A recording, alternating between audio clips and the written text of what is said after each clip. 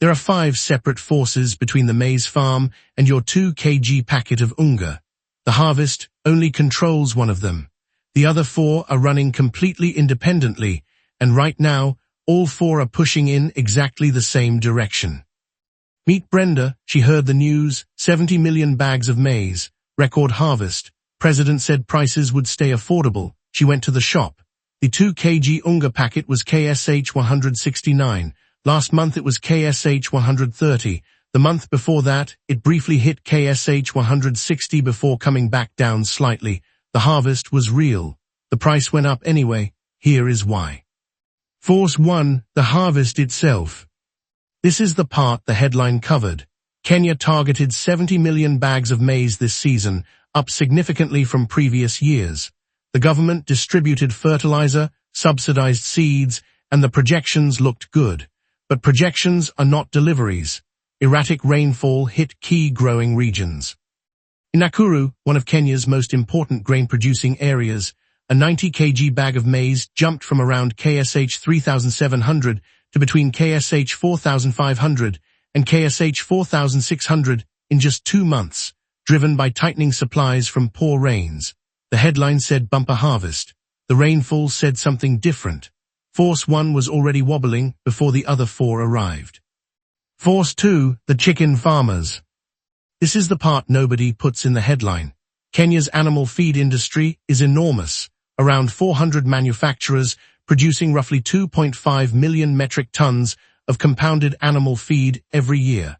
Poultry alone accounts for nearly 60% of commercial feed production, and the primary raw material for most animal feed in Kenya is maize, the same maize that goes into your Unga. Maize millers producing flour for human consumption and animal feed manufacturers producing feed for poultry, dairy and pigs are competing for exactly the same grain. The Ministry of Agriculture has openly admitted this. Growing competition between animal feed manufacturers and maize millers for grain meant for human consumption is directly pushing prices up. When the harvest is short, this competition intensifies. Your ugali is competing with someone's chicken, and the chicken industry has been growing faster than the harvest. Force 3, the farmers who are waiting. When prices are rising and supplies are tight, rational farmers do a rational thing. They hold their grain. If Unga is KSH 160 today, and the signals suggest it will be KSH 180 next month, selling now means leaving money on the table. Earlier this year, the Agriculture Cabinet Secretary issued a 30-day ultimatum to farmers hoarding maize in the North Rift, and the government simultaneously secured an emergency maize deal with Zambia just to plug the gap. The harvest existed, the grain existed, but significant portions of it were sitting in silos, waiting for a better price. What reaches the miller and eventually your shelf is only what farmers choose to release, and when farmers are waiting, the effective supply is smaller than the actual harvest. Force 4, diesel. You already know this one.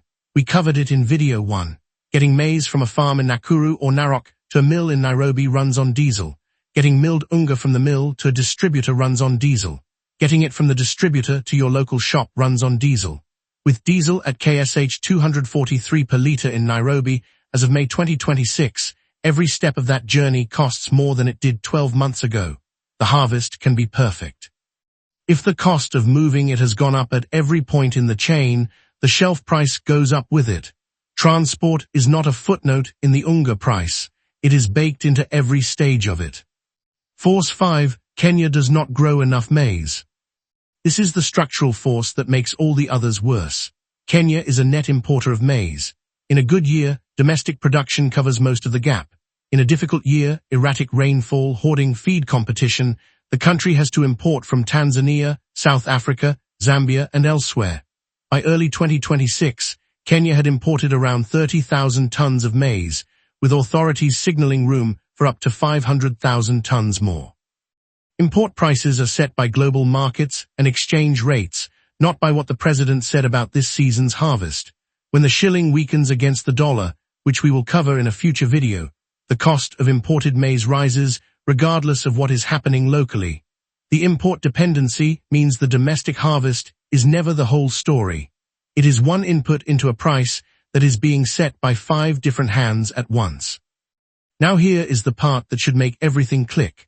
The government's harvest projection was not a lie. The prices went up anyway because the harvest was only ever controlling one of 5 forces, and the other 4 were all pushing upwards simultaneously. Poor rains weakened the domestic crop. Feed manufacturers competed for what remained. Farmers held grain waiting for higher prices.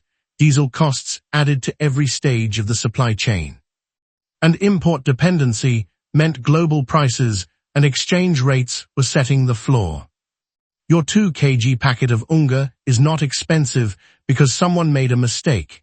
It is expensive because 5 separate systems, each with its own logic, each running independently, all arrived at the same moment, pointing in the same direction.